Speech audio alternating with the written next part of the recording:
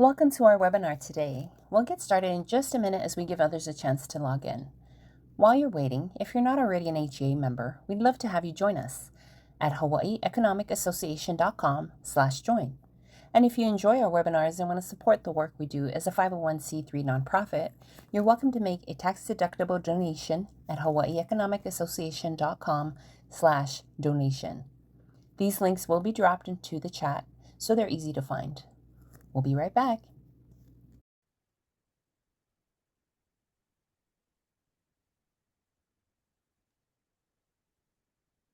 Aloha, everyone. Thank you for joining us today. My name is Rosetta Narvez, and I am the Membership and Nominations Chair.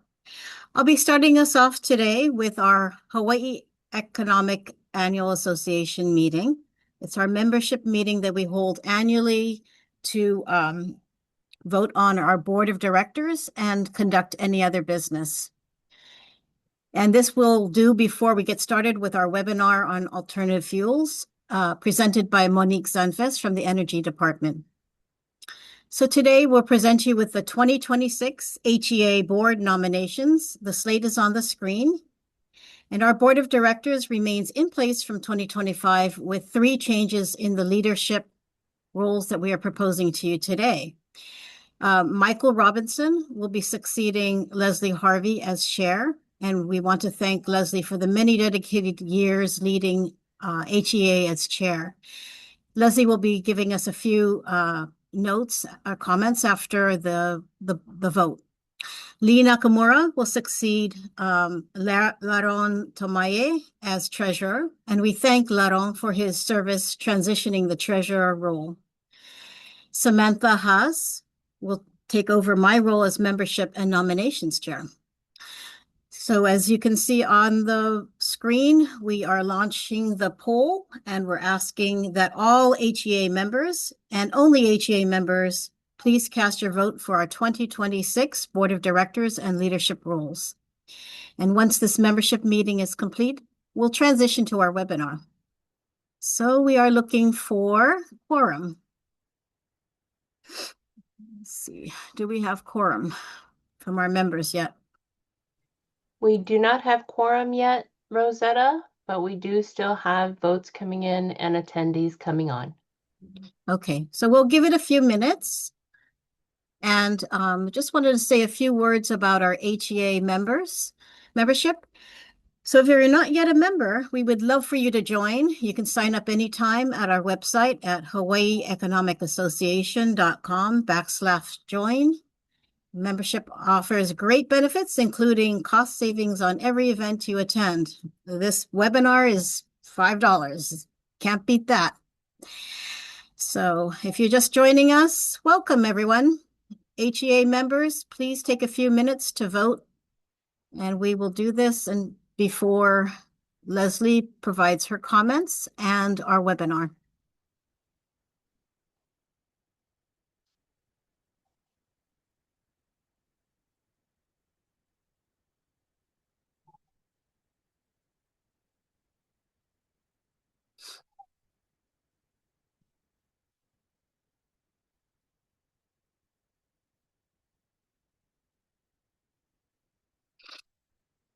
Okay.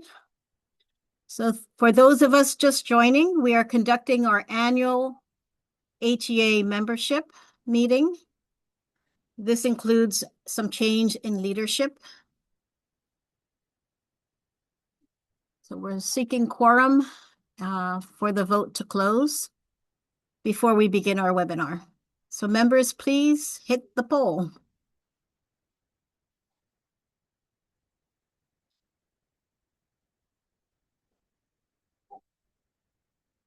Okay.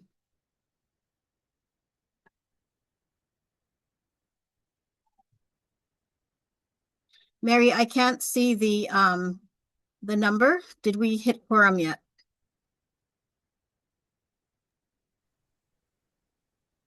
Hi, Rosetta. No, we have not yet. Okay, thank you.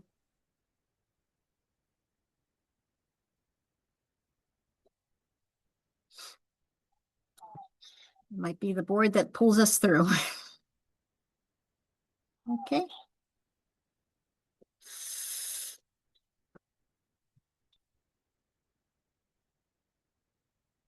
So for those of us who are just joining, HEA members, we request that you please vote for the HEA 2026 board nominations. And those nominations you can see up on the slide. They are our returning directors. We just have a few changes in leadership with Michael Robinson succeeding Leslie Harvey, Lee Nakamura succeeding Laurent Tomea for treasurer, and Samantha Huss for chair of the nominating.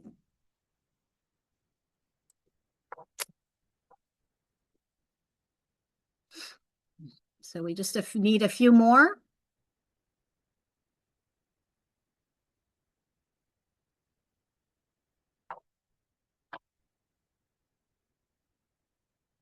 HEA members, we're looking for your vote. If you are a student, you are also eligible to vote at this time. So please hit the vote.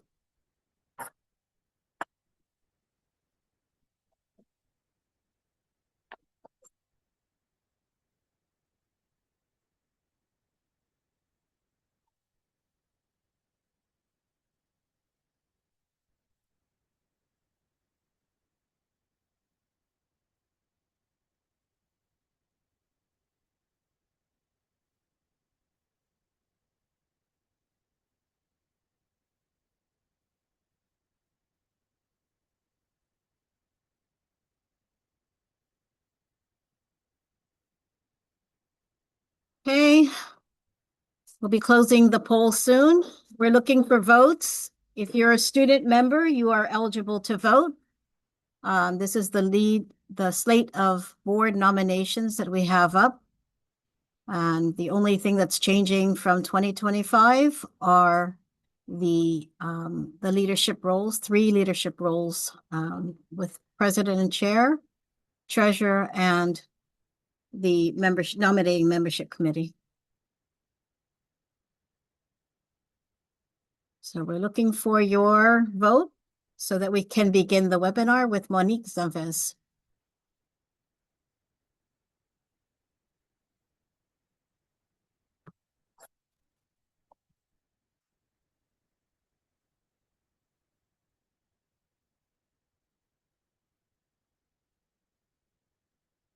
Okay. Okay, we have some proxy votes that have come in, so I will conclude this with the approval of 25 and 2 abstain. Thank you very much, everybody who has voted, and thank you very much for the board of directors and the leadership team. Leslie Harvey, our outgoing chair, will now say a few words. Thank you very much, everyone. Have fun.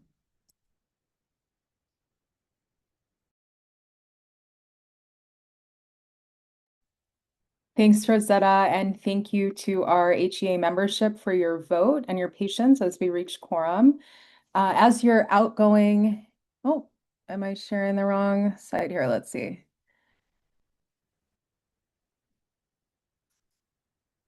Okay, there we go. This will be my last webinar as your board president, and it has truly been an honor and a privilege to be in this role for the last several years during quite a bit of transition. I want to thank you all so much for your time and attention over the last 6 years, and thank you for being here today. In closing, as my tenure as your board president, I'm sharing a brief overview of our progress over the last 6 years. This was a period of significant transition and growth. If you remember COVID, it feels like a lifetime ago, but that's what started us off. And this is just to provide you a clear snapshot of how far HEA has come and the position we're now in moving forward. It'll be quick, 5 minutes maybe. We'll begin with highlighting a few of the most meaningful changes we've made over the past 6 years, covering these key sections, starting with programming and events. As mentioned, My tenure started at the onset of COVID, which coincided with one of the biggest shifts that we've made organizationally, how we deliver programs.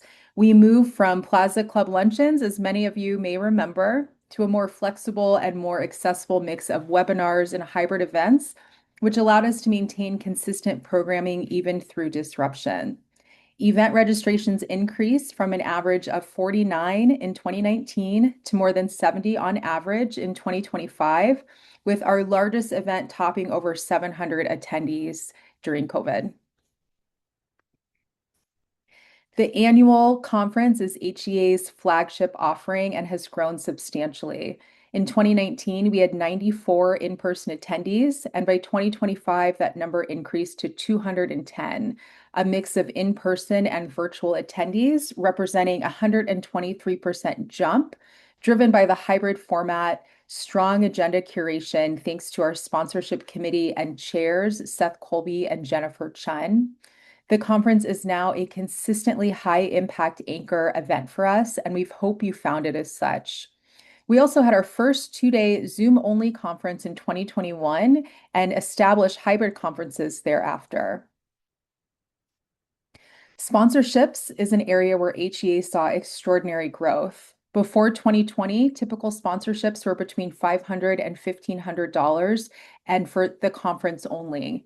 Our current offering has evolved into a tiered conference model, plus event sponsorship and corporate sponsorship that's generated more than $37,000 in sponsorships and donations, and now representing a major revenue stream, thanks in large part to Sponsorship and Organizational Collaborations Committee and Chair Mike Robinson, who is now also your 2026 board chair. Financially, HEA is in a much stronger position than 6 years ago. 2020 was the first year that HEA developed a budget and implemented consistent expense tracking. The new format has evolved over the last several years to our current easy-to-read, clear format, thanks to our Treasurer and Finance Chair, Laurent, as well as his committee. HEA maintained positive net revenue across every year of my tenure. Membership growth has been remarkable. We've increased from 40 members in 2019 to 268 members in 2025. That's a 570% increase, including greater engagement with students through the development of a student membership program. Thanks in large part to the efforts of our membership and nominating committee and chair, Rosetta Narvez, who you just heard from. Our hybrid and virtual programming made HEA more accessible, and our content attracted a broad cross-section of Hawaii civic, academic, business, and policy communities. We also strengthened HEA's internal structure. We established an active committee framework that benefited from varied expertise, interest, and shared responsibility of our board directors. We established standardized processes to avoid continuously reinventing the wheel, as well as document repositories which support continuity and preserve institutional knowledge. We also onboarded our first paid staff support as well as interns. Looking forward, HEA is well positioned for sustained growth. We have strong financial footing, a successful sponsorship model, consistent programming, and greater visibility than ever. The governance improvements we put in place support continuity and stability, and I am excited to see where the organization goes and confident in the foundation that we've built together. I want to thank you all, to our dedicated members and our guests and our board directors, for your support, leadership, and collaboration over the last 6 years. Our progress has truly been a team effort, and I look forward to continuing the support with the organization and watching it evolve over the years ahead. Thank you so much, everybody. It's been a pleasure being your board president. Aloha, everyone, and welcome. For those just joining us, if you'd like to become an HEA member, visit us at hawaiieconomicassociation.com/join. Or if you'd like to support the work that we do, you can make your tax-deductible donation to our 501c3 nonprofit at hawaiieconomicassociation.com/donation. These links will be dropped into the chat for easy access. Now, just a couple of quick notes before we begin. To submit a question, please use the Q&A function located in Zoom's lower toolbar. Our moderator will pull questions as time allows toward the end of the webinar and go through as many as he can. Your feedback matters, so at the end of today's webinar, please take a moment to fill out our short feedback form. The link will be posted in the chat and will also be included in the Mahalo email that'll be sent to all registered attendees. And lastly, a quick mahalo to our corporate sponsor, Tradewin Group. Their support helps us bring these webinars to our community, and we truly appreciate their partnership. With that, I'd now like to hand it over to our moderator, Seth Colby, who will introduce today's speaker and begin the discussion on such an important topic. Seth? Aloha, everybody. It's nice to see so many people here this afternoon. We have a very, I think, really interesting and really important topic. We are, one of the big things facing Hawaii is energy costs. We have the highest energy costs in the country, and we have particular goals, right? So one is we have a renewable energy mandate where we want to have 100% renewables by, I think it's 2045. The question is, how do we get there, right? And so one of the things that we're currently considering here as a state is what do we do during that transition time? And one of the possibilities is LNG gas. And so we have, I was really excited that we had access to Monique Zanfes, who is the managing director of the Energy Efficiency and Renewable Energy branch at the Hawaiʻi State Energy Office. That's a bunch of acronyms in there, but I spelled it out for everybody.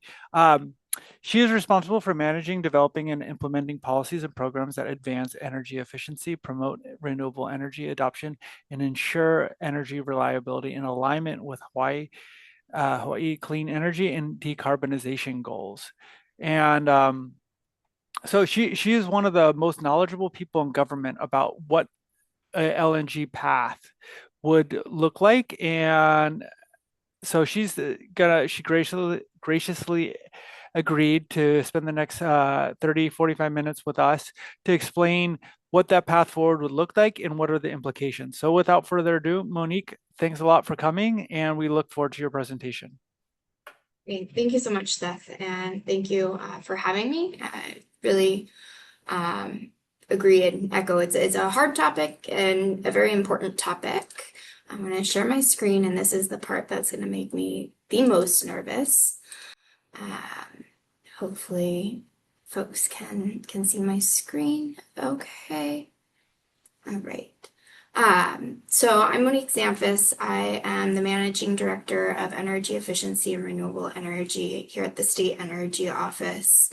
I did lead the Alternative Fuels Repowering and Energy Transition Study during my time as the Decarbonization Program Manager before I transitioned into this new role. My background's in environmental science, and I've been working at the Energy Office for 4 years, so I've really been focused on renewable energy programs, as well as renewable fuels and life cycle greenhouse gas analysis, but was asked to do this study back in 2024, post-Maui wildfires. So just a bit about the driving statutory objectives, the driving laws and targets surrounding energy here in the state. As Seth referred to in the beginning, we do have 100% by 2045 renewable portfolio standard mandate. It is a binding commitment for the electric utilities, and there's interim targets of 40% by 2030, 70% by 2040, and then a big jump to 100% by 2045. It's unambiguous. It's very clear, utility, you need to meet these goals. There's sort of awards for every megawatt that they exceed in renewable energy generation. And then if they don't meet those interim targets, there are fiscal sort of punishments if they miss those targets. So there is binding teeth within this particular standard. One thing to note, it does not address emissions, and it also doesn't address the transportation sector. We're really going to be talking about the electric sector today. Second, kind of mirroring that, there is a zero emissions clean economy target. This is our net negative goal, which requests that we sequester more carbon than emitted by as quickly as practical, but no later than 2045. And then there is a 2030 interim goal of 50% reduction below 2005 levels. This is an even harder target to reach, but it is set based on what was previously our nationally determined contribution set by the IPCC. So that's what scientists say is really needed to avoid the worst climate impact. So that's kind of the background as to why it's set in that way. A lot of the other nationally determined contributions are based on a 2050 goal, but our state wanted to set one sooner. One challenge is it's not binding, so it doesn't lack, it lacks enforceability, although state agencies really should be doing everything in their possible, wheelhouse to proceed towards this target. With the electric sector, the Public Utilities Commission is the regulator of our two electric utilities, both Hawaiian Electric and KIUC. Their duties as an oversight agency are really established in Hawaii Revised Statutes 269-6. And when they make decisions, they are required to look at economic impacts, so impact to ratepayers, fossil fuel risk, so volatility, looking at, are you importing, do you have the supply of fuel available to meet reliability? And then they are also required to look at life cycle greenhouse gas emission, and that's backed by legal precedent and Supreme Court rulings. I do want to note that none of the LNG discussion, none of that has been proposed to the Public Utilities Commission, and the State Energy Office analysis does not sort of, it doesn't circumvent this requirement. So the PUC would have to go through a full, whether it's a fuel contract, whatever it is, before any of the things discussed would actually happen. So where are we today? Looking at the renewable portfolio standard, we have on the left-hand side the percent net generation. So we're at about 36% as of 2024. A good chunk of our energy comes from distributed solar. So that's your rooftop solar. And then the growing amount is probably this utility scale solar. We have all of our grids are independent island grids. They do combine Maui County reporting, but Lanai, Molokai, and Maui are all also independent grids. And Hawaii Island and Kauai are certainly making a lot more. They're sort of ahead of the pace on our renewable energy targets. But I always like to kind of put the net generation, the graph on the right side next to the graph on the left side, just to show the battle that Oahu has in meeting the goals, just because of our substantially higher demand. So if you take out this red portion here, all of that, about 69% of our generation still comes from low sulfur fuel oil on Oahu. Stepping back, so that's net generation, really looking at the resources or the fuel types, generation types that are going into our electricity sector. It's mostly residual fuel oil. That's bottom of the barrel. It's a tar-like substance. And then diesel or distillate fuel oil makes up a lot of the outer islands generation. And the importance here of this graph is it accounts for all of the generation losses. So this is driven by our really inefficient power plants that we have in the state.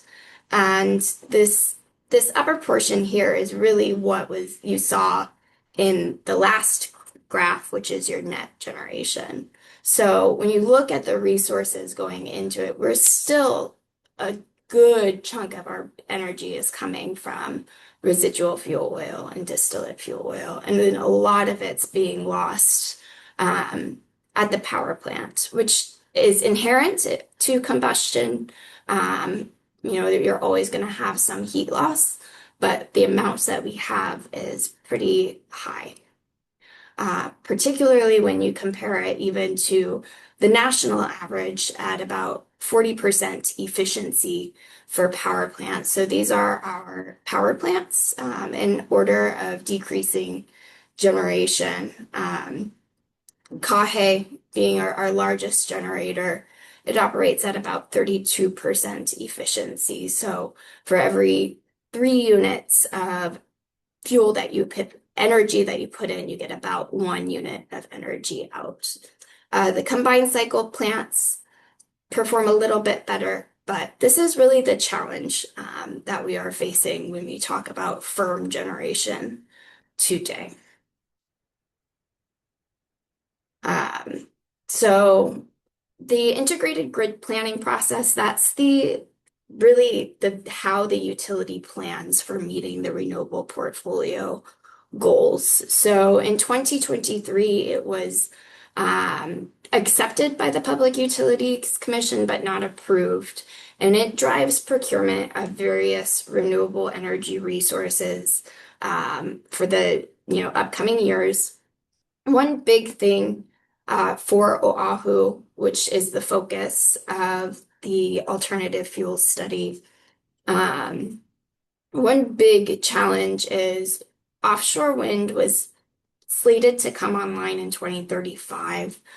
We know that that's not going to happen in the time frame provided because of federal government shifts. And, really we should have begun permitting on that if it was to be a resource last year. So we know that that is at least delayed into the late 2040s or later. So the challenge on Oahu is really pretty stark when you look at getting to our renewable energy goals. How do I dismiss? Go away. Sorry about that. So, really, we're looking at replacing all of this energy here with solar, rooftop solar and wind, which is also becoming more of a challenge to develop on our islands. And really, you're not getting rid of this firm generation. So we know that we're going to need, even in 2045, some source of firm generation on the system, as much as 20 to 30%, some estimates 10%. But that 2045 target is certainly very challenging. And, the amount of land required for the utility scale solar development. So the base plan or the preferred plan called for about 3,300 megawatts of utility scale solar capacity. And when you look at the acreage requirements of that, it is certainly very challenging. Not to say that we shouldn't be pursuing rooftop solar, energy efficiency, and utility scale solar, but it is important to kind of remember just how much solar we are going to need if it is to be the chosen sort of resource, which again makes sense. It is the most cost-effective and least polluting resource that we have.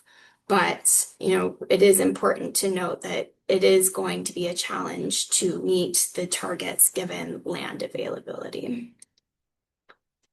So that leads me, to the purpose of the alternative fuels and repowering study. The governor asked us to assess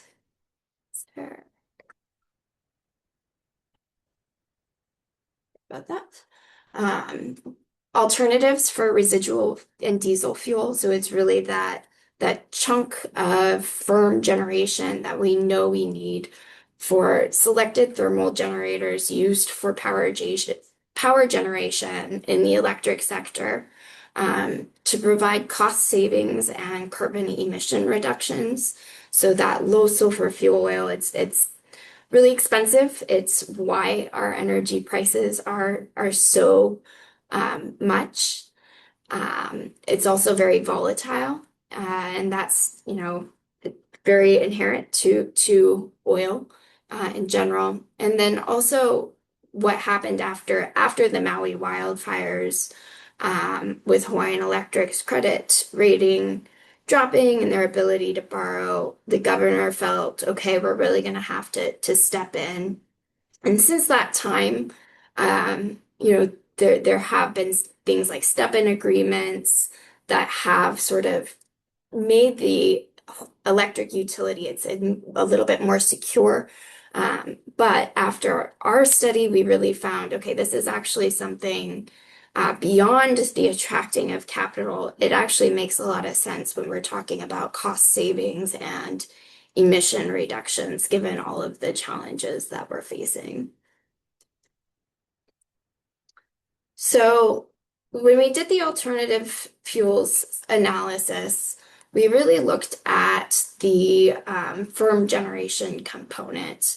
So we conducted a life cycle cost analysis and evaluated all of the upfront capital, the operation and maintenance costs of both the base and the build case, fuel costs of both low sulfur fuel oil and potentially of liquefied natural gas. And then any interim RPS penalties for base and build cases. Our models did hold the RPS constant, so there were no RPS penalties except for in some of the sensitivities that we ran. But for a preferred case, we really wanted to hold to the law and the RPS requirements. For the base case, we held everything constant. So no gas transition. From generation remained the low sulfur fuel oil, and we generally applied IGP assumptions. And we chose to use a larger load because of the electrification of transportation targets that we have. So one thing we did not include in our base case is the cost of repowering the Waiau power plant, which is one of our main power plants, because at the time we didn't have a ton of details, but right now those costs are approaching $1.15 billion. So not a small amount, but regardless, we know we're going to need some firm generation. Waiau does need to be replaced, so there's no question about that if there's not an alternative sort of source of energy. So the build case really just looked at the LSFO generation. Heat rates, that goes back to your energy efficiency of your power plants. So we use modeled averages to generate forecasts in our levelized cost of energy for dollar per megawatt hour equivalent. Load growth, we did want to be compliant with the Navahine settlement. So I'm going to go in, this is probably a lot, I'm throwing a lot of information at folks, but I'll kind of explain why this is so important later on. And then all of the gas only infrastructure, so anything that would be compatible with only gas, was modeled to be phased out by 2045. So they had really short amortization periods in our study. So looking at the costs of various fuels, one of the key inputs of the analysis against fuel oil as the comparison, liquefied natural gas is really the only fuel on the market today that offers cost savings compared to the low sulfur fuel oil. And that's true for both 2040 and forecasted out to 2040. So, sorry, 2024 estimates and then forecasting it out to 2040. We know that the liquefied natural gas comes at about 39% of the cost of fuel oil, particularly for long-term contracts. A lot of these other alternatives, including biodiesel, renewable diesel, bioethanol, no matter where you source them from, really expensive. And then hydrogen, which I'll talk about, it was our chosen fuel in 2045, but it still has significant costs and we still have concerns associated with hydrogen. I want to be very clear and transparent. You do need a certain volume of LNG, so you need to be able to import more than about 0.4 metric tons per annum. That's that MTPA. So you really need to make that 0.4 metric in order to realize cost savings. The modeled alternatives that we presented in the alternative fuel study were about 0.53 metric ton per annum. And it's important to note that this estimates look solely at build case infrastructure. So the costs of maintaining the existing fleet for reliable power were not included in this analysis, but they are included in the following. The no build situations are demonstrated in the later analysis.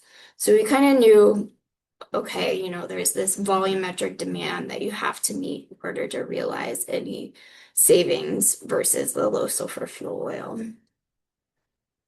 A lot of things we are hearing is like, LNG, it's a volatile fuel, it's a fossil fuel. I think it's important to note for power supply contracts on the market, they are, historically have been more stable.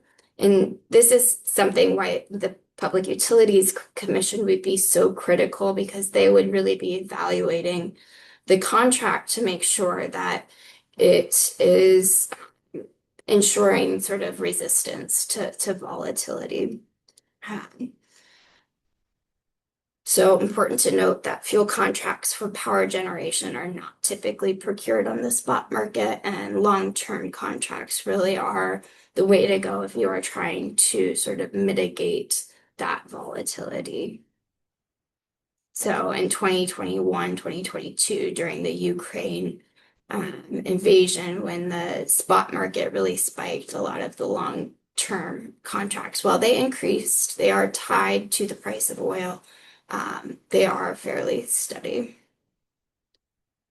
Going through a lot, and I know there's probably a lot of questions and it's a lot of information to throw, but we also looked at other fuels, and really the LNG was the only one that was able to scale to the production and meet the other sort of commercial viability, technological maturity, and then effectiveness metrics that we were really aiming to fulfill.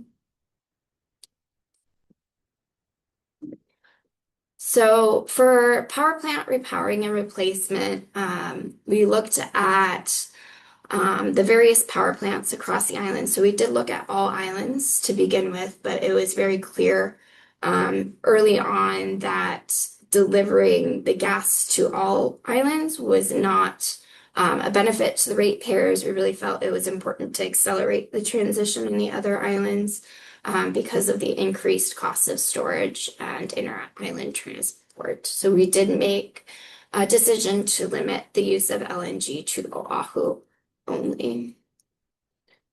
Here's the build case and the base case that I was talking about. So the life cycle cost comparisons that we present, it's really talking about sort of this bottom wedge here, replacing the oil with the liquefied natural gas. And then in later years, choosing some sort of decarbonized alternative. We did choose hydrogen because it was the only fuel that met the zero emissions target.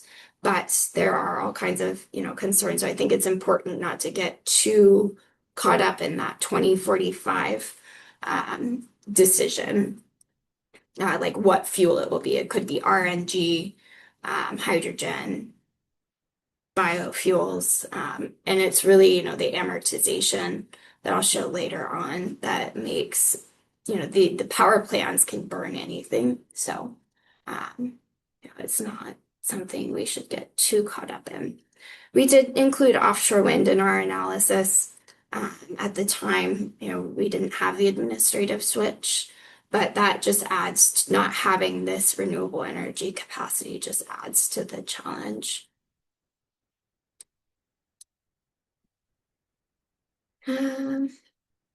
So looking at sort of the capital expenditures undiscounted, so this is the straight capital expenditures, not discounted over a period of time. We did break it into two phases. We feel like there's probably room for some cost savings if you try and get this all in built at once, but that is going to be challenging. And it is a big, hefty price tag. And it's really hard to swallow, $2 billion in investment. But I think that also goes to show just how bad, the fact that you can do a fuel switch and then potentially pay off all of this investment in a short amount of time because of the fuel cost savings, goes to show how bad our current system is in terms of burning the really high costly low sulfur fuel oil. One thing I want to note on here, so the FSRU, the buoy system, the subsea pipeline, are fairly small costs compared to the actual costs of the combined cycle power plants that we proposed. So the biggest chunk of the costs are improvements to power plants. And that's important because that's potentially infrastructure that could be reused with another fuel. So it does have a longer payback period. And then it's also important to note that a lot of those costs, they have to be spent anyway when we talk about upgrades to systems. This combined cycle power plant you could easily say, okay, that's also generation at Waiau. So we know we have to make some of those investments to maintain system reliability anyway. So when you look at it over, the period, the 2045 period, and then also reuse for, the 40 years, that's this sort of chunk, longer amortization period for the capital costs that are sort of deferred or you can reuse as another fuel. We found that the fuel cost savings or the benefit exceeded the discounted upfront cost over time. So you're making all of these investments, but you're paying it off theoretically with a lower cost fuel. And that was based on, they were discounted based on Hawaiian Electric's required real rate of return. So I think that's like 9 to 10%.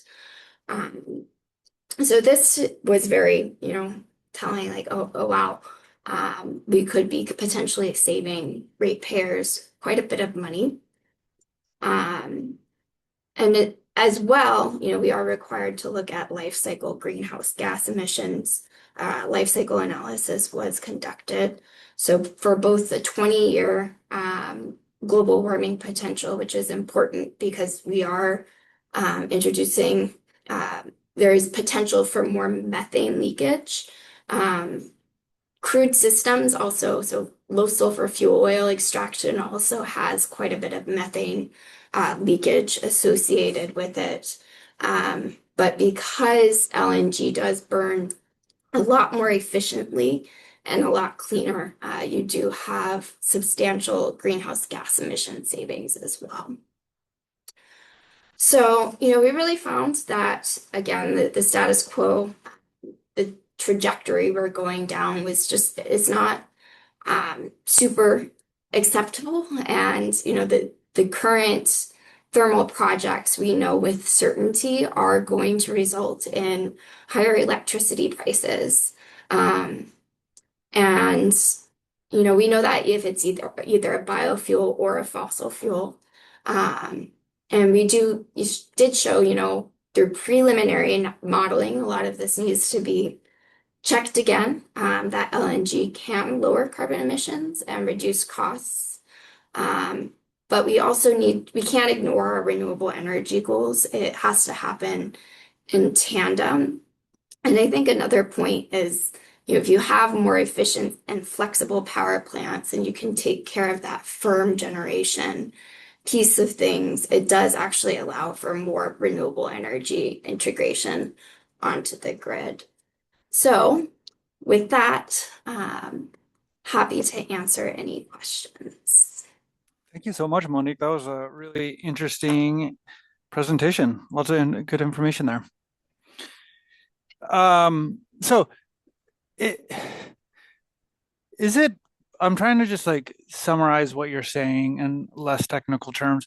It sounds like the state made a mandate for itself to go 100% renewable, but the state's really not really willing to do what it takes to install the renewables with the technology that we have, right? So the solar, either we'd have to give up a lot of agricultural land, or the wind farms, we've decided for permitting reasons or other things, we're not doing that. So those exits are closing, and then we have to look for something else. Is that what's happening? I don't think that's yes and no. So I think we are still very committed to the renewable portfolio standard. The challenge is doing it while we are committed to burning low sulfur fuel oil foreseeably until 2045. That's really it's very expensive. The power plants, they have to be upgraded anyway, and they're not very flexible. So it's very hard to sort of do the cycling that's needed, or the load following that's needed as you integrate more renewables. Batteries help a lot with that. The challenge is, past 70%, you start to need redundancy in your renewables. So renewables become more expensive. You have to build more to have more storage. So the per megawatt hour costs become increasingly high. But that doesn't mean solar and either utility or distributed is not the way to go. It's just you still need firm generation regardless. The question is, where is that firm generation coming from, and is it really able to accommodate the renewables? So that's kind of where we're at. We still do not support backsliding on the RPS. But it would be easier to accomplish the RPS if we approved lots more wind farms and lots more solar farms, right? Absolutely. Right. Absolutely. So this is another thing that I'm sure the PUC, the State Energy Office is one faction, but we also have to get all elements of our society to agree on the path forward. And that's one of the reasons we're here, is that's been a challenge. Isn't that right? I think we'd be facing this challenge no matter what? no matter what. Okay. I will say, like, if you look back, and this was predates me, but Hmm. in 2015, 2016, LNG was looked at as a bridge fuel. And it was sort of shut down by then Governor Ige just through a statement made at an energy conference. Um, I look at that, as somebody who came in later on, and I think that was incredibly irresponsible. Hmm. Um, that again it's not to say, renewable energy is not the way. It's still far cheaper than LNG. It's far cheaper than low sulfur fuel oil and the current path. It's challenging. We do need to make sure we all, as a community, if these are to be our goals, we're going to have to make some sacrifices. Um, but regardless, you're still going to need firm, reliable Hmm. generation if you want to turn your lights on. Great. And so what you're saying is, even if we went full ahead with all like the expected like offshore wind and stuff was all coming online, we'd still be kind of in this situation, right? And the decision really isn't renewables or oil. It's LNG or oil. Is that what you're saying? Yeah, For the yeah, time being until we get for the there? time being. Okay. Yeah, That's it's really, not renewables versus fuel, it's which fuel. yeah. And then when in terms of like the cost, like how much do we think the ratepayers would benefit from going to LNG? Because there's multiple people uh like Yeah, considerations in all this. yeah, that's something you'd have to do through, formal rate analysis, which is Hmm. something that the PUC would be required to look at. So we kind of looked at the overall, picture. We did run some, initial preliminary analysis, and we saw some savings to ratepayers. It's also dependent on how much energy you're using.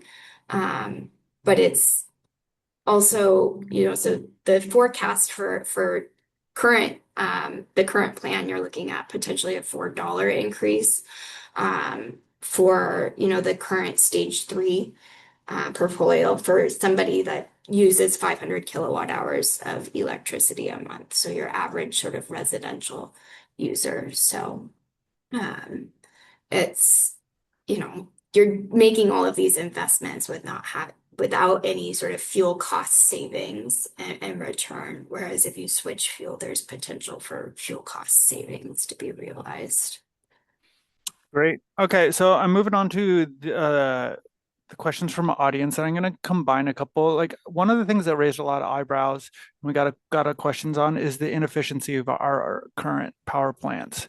So why are Hawaii's power plants less efficient than national average? And then is there anything being done to incentivize the producers or HECO to ensure that we have more, like better efficiency? Yeah. Yeah. To Hiko's credit, keeping the power plants going, like they're old.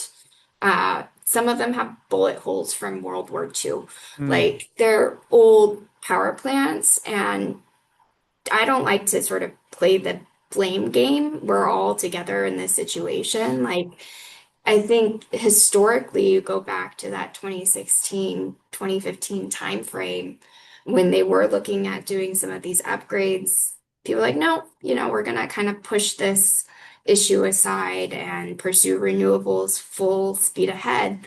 Commend it, but got to walk and chew gum at the same time and sort of also fix the fleet that's doing 70%. So there's that.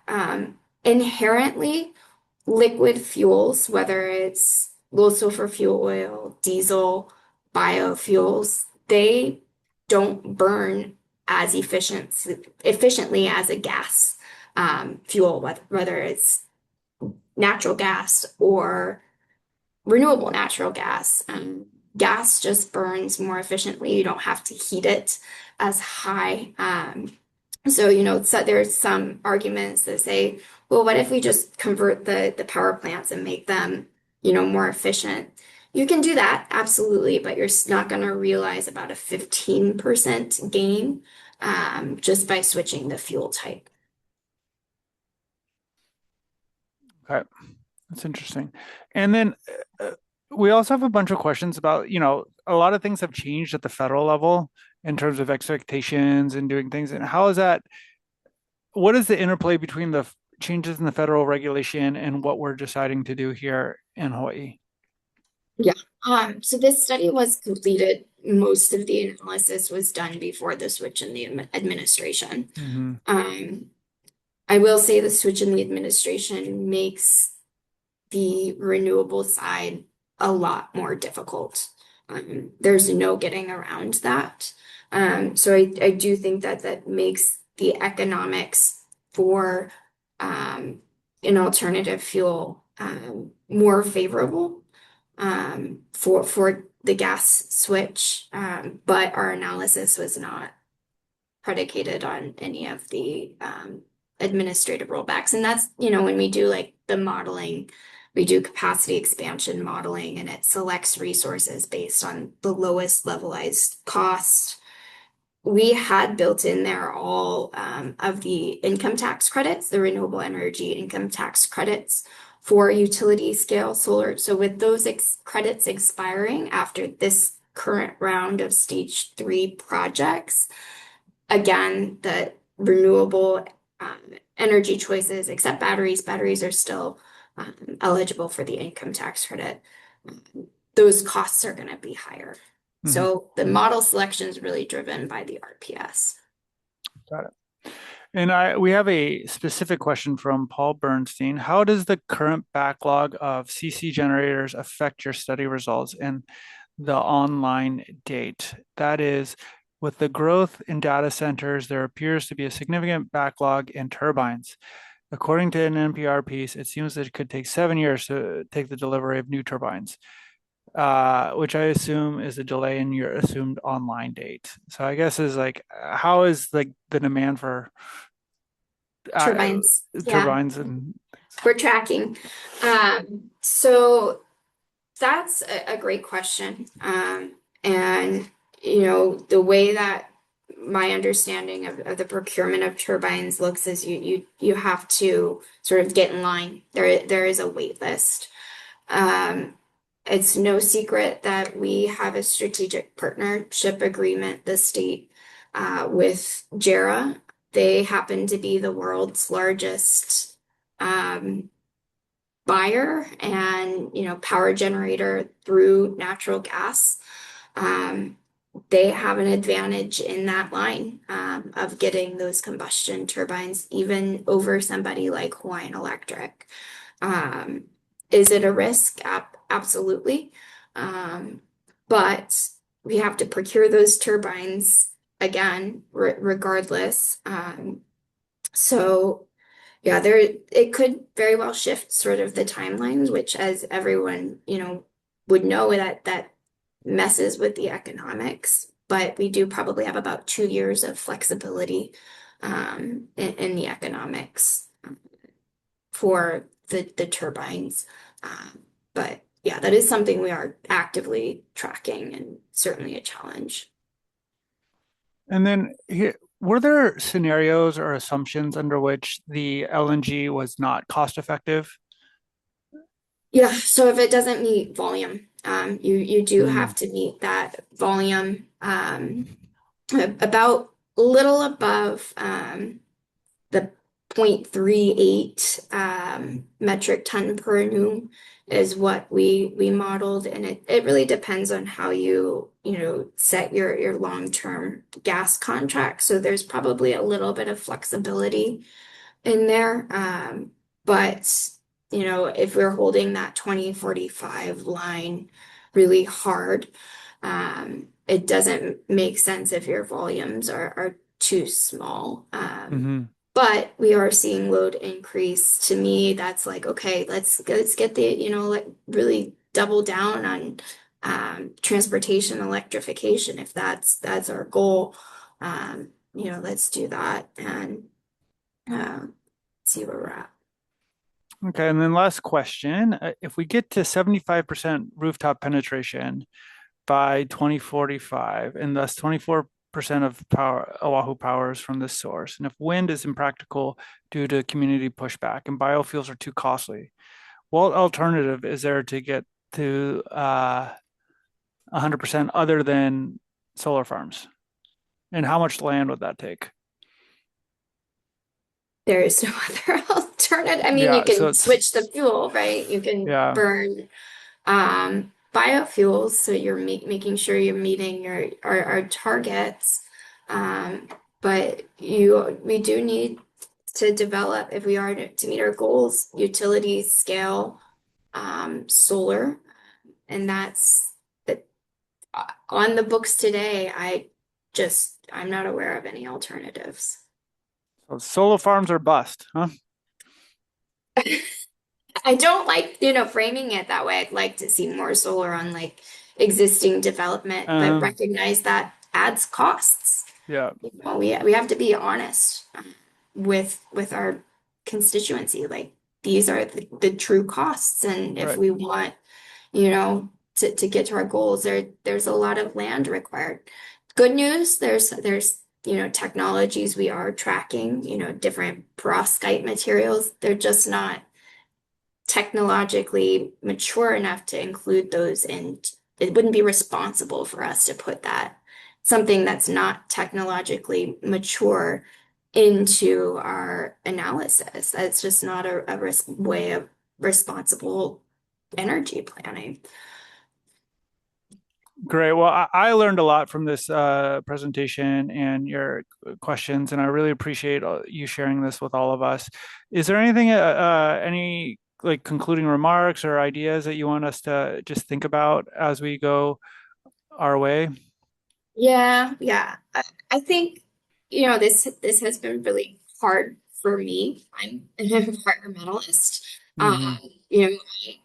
When I went to grad school, I studied climate systems and, the impact on ecosystems. And when I was assigned this, I was like, and I don't say this lightly, and I'm not saying this to skew anyone's, opinion one way or another, but I was, are you kidding? Like, why are we going backwards? Like, this is why would we do that?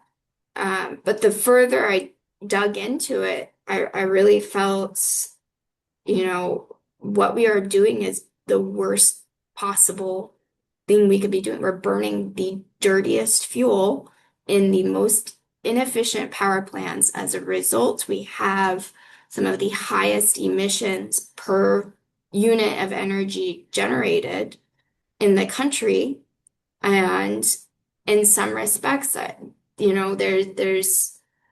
all for, being, going for the right thing, but we have to make sure, we're grounded in a little bit of pragmatism as well. And it's certainly a hard pill to swallow, introducing a new fossil fuel that, potentially could, you know,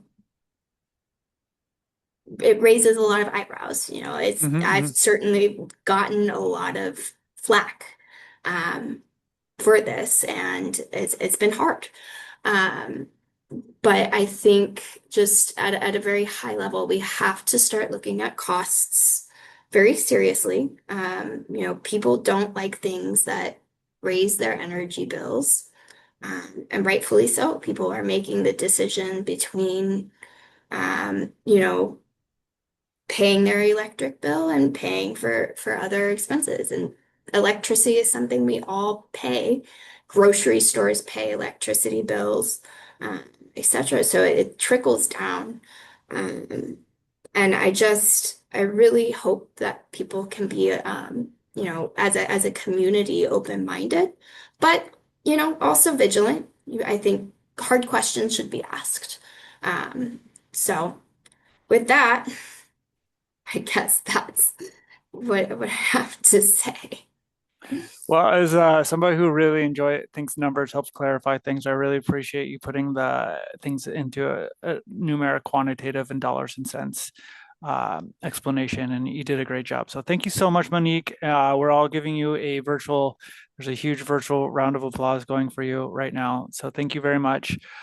Just as a reminder to everybody, if you liked what you heard today, you in the chat, we do have a link to become a HEA members. We do have lots of talks like this on a monthly basis, and we have our annual conference. We very much value your feedback. And so if you could do just quickly fill out the form that was put in the linked in the chat, we would appreciate that as well. And I also want to mention that next month we will have our first one of a in-person luncheon. We haven't done this in a long time. It will be at Cafe Julia, and we're going to have two of Hawaii's esteemed economists thinking about what is Hawaii's long-term growth prospects, right? So when you boil everything down, it comes down to growth. And without growth, we have less money to invest in our people. We have less tax revenues, different aspects of that. And especially when our growth is lower than the mainland, people tend to move to the mainland because they seek more opportunities there, right? So I think this is again a really important thing. This is something we actually have control over. We often don't have control over the growth that's going to happen within the next 6 months to a year.